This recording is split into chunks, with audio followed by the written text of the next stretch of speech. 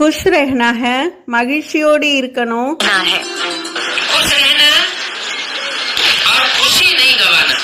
பாபா சொல்றாங்க குஷியோடு இருக்கணும், குஷியை தொலைத்துடக்கூடாது.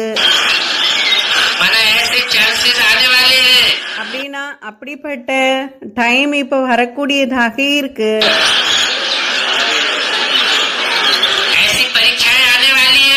அப்படிப்பட்ட பரீட்சை என்பது வரக்கூடியதாக இருக்கு.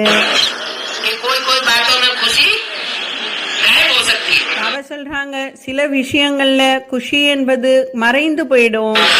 அப்படிப்பட்ட டைம் வரக்கூடியதாக இருக்கு. அதனால்தான் முதல்லையே சொல்லிட்டாங்க, எப்பொழுதும் சந்தோஷத்தை விட்டுடக்கூடாது. அவ்வளவுதான், குஷியா இருக்கணும்.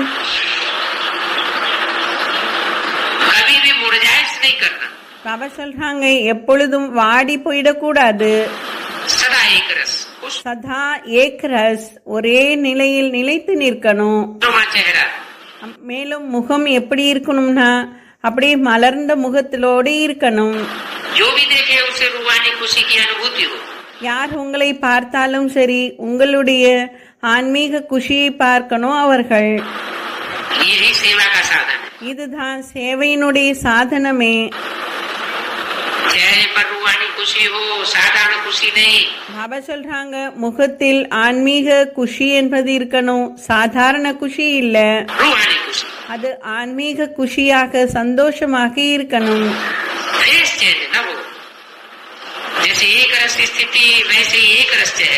பாபா சொல்றாங்க எப்பொழுதுமே ஏக்கரஸ் ஸ்திதி, ஏக்கரசமோட இருக்கணும். அதான் ஒரே ரசத்திலேயே இருக்கணும்.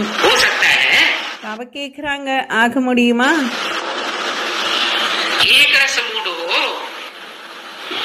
உங்களுடைய மூடே ஒரே ரசத்தில் இருக்கின்றதா?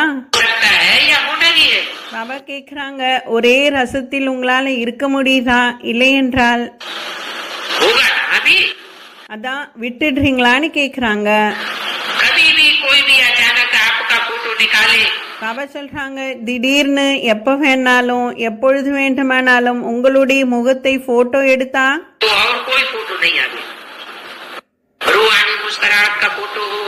பாபா சொல்றாங்க உங்களுடைய முகம் ஆன்மீக குஷியிலே இருந்து கொண்டே இருக்கணும்.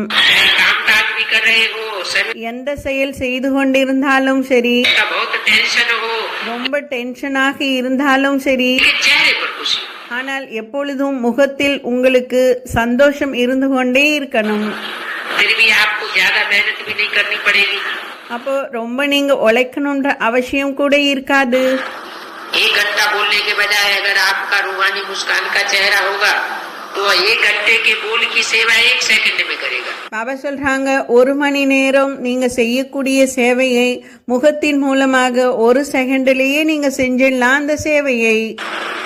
क्योंकि प्रत्यक्ष को प्रमाण देने की आवश्यकता नहीं होती है.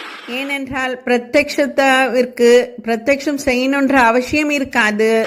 ஏனென்றால் ஆட்டோமேட்டிக்கா ஃபேஸே காட்டிடுது இல்லையா?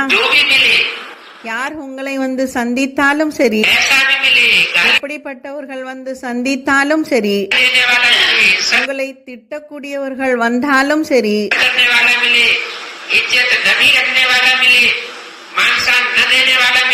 பாபா சொல்றாங்க உங்களை சந்திக்க கூடியவர்கள் மதிப்பு மரியாதை வைக்காதவர்களாக இருக்கலாம், உங்க மீது மதிப்பு கொடுக்காதவர்களாகவும் இருக்கலாம். ஆனால் எப்படிப்பட்டவர்கள் உங்க முன்னாடி வந்தாலும் சரி உங்களுடைய முகம் எப்படி இருக்கணும்னா ஒரே ரசத்தில் தான் இருக்கணும். அதுதான் ஆன்மீக மலர்ந்த முகத்தோடு இருக்கணும்.